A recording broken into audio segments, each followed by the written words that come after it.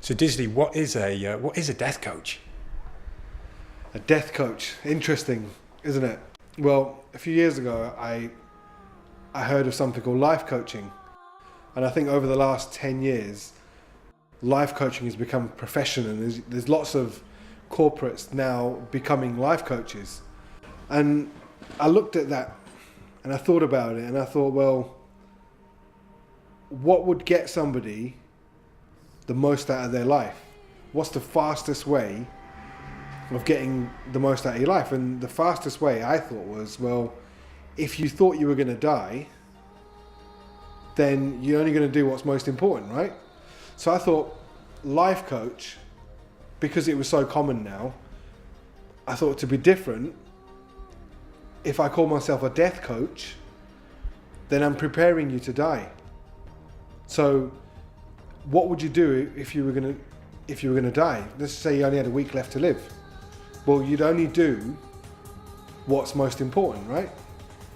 I believe you had an experience as well where you faced your own death, is that correct? I saw that he's holding a gun, pointing a gun at me. So for the first 2 times he's spoken to me, he was pointing a gun, but I just couldn't see it. So he's probably thinking, what's this guy doing? I'm pointing a gun at him and he's not listening.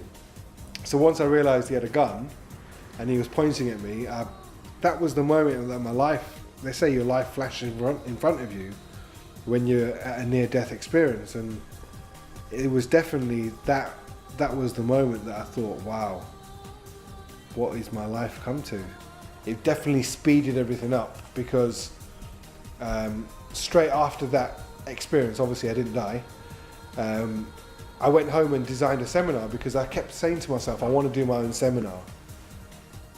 But I didn't know if I could do it. And I thought to myself, well, if I'd have died, I would never have done that seminar. I'd have gone without that seminar. So I thought, well, what are the things you want to do before you die? And I thought, well, I want to write a book. So all the things that I wanted to do, I started doing them. So now I've got my own book out. I've designed a seminar. There's loads of things that I would leave behind if I went. And how do the two combine then? You're obviously a hairdresser and you've got the barber shop here in Preston. How does that combine with the death coaching? There's lots of things that people want to do, but there's always stuff that holds people back. You know, I wish I could do this, or someday I'm going to do that. You know, I went to a seminar where somebody explained that logically you can do anything you want to do as long as you put a system in place that allows you to do it. Now, if you understand how you operate as a person, then you can manipulate yourself to make something happen. You know, I'll give you an example. If you work in a job and you're going on holiday, you'll find that the day before you go on holiday, you can do work faster and quicker and to get a lot more done before you go on holiday than you can do normally. Because there's this urgency of, you know what, I just want to get this done because there's something you're looking forward to. So that proves that it's possible for you to do more as long as you understand what motivates you to do it. So when I found out that this was a subject, I mean, when I was at school, no one told me you could go have a career in personal development, how to develop yourself. So when I went to a seminar and I saw that this was an industry, I thought, well, this is the industry I want to be in. I mean, if you closed your eyes and went to and thought about a time when you felt really, really powerful, what would happen is you'd take on that, you'd have that feeling inside you. Tell us about your book. What's that about? Well, the book is called Revealing the Times Through Explicit Rhymes.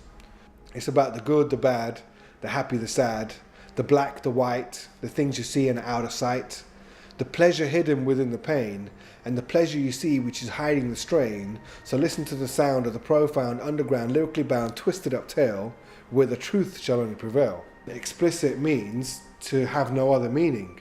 So if you're being explicit, you're focused on that one thing. Here's the book, yeah, Revealing the Times Through Explicit Rhymes, and basically it's about personal development And I'll tie up how all this fits in with the barbershop as well, yeah? Just in case you're probably wondering, right? So the first one's about the truth.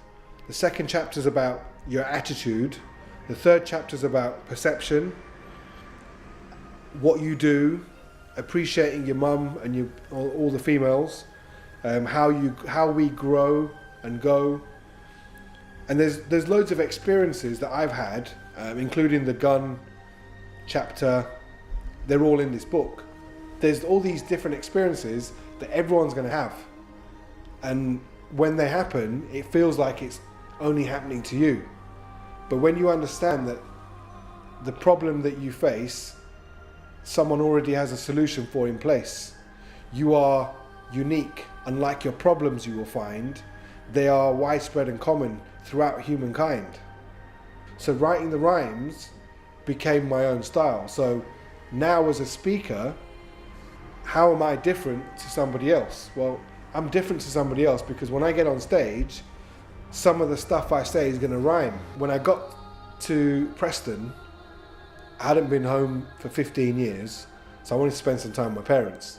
Now, remember, when I left Preston, I was a hairdresser. So I had lots of friends that were hairdressers here in Preston. So when I came back, they said, "Oh, what are you doing now?" And I said, "Oh, I'm just chilling." They asked me to help out in their shops. So whilst I was helping them in their shops, I'm talking personal development whilst I'm doing a haircut. So they were having a haircut and they were growing. So the terminology cut and grow came about. So cut and grow was an idea for a barbershop. I want a shop where I can incorporate hairdressing because I can still develop people in a shop. But I wanted a shop that sells personal development books and has that available within the haircut.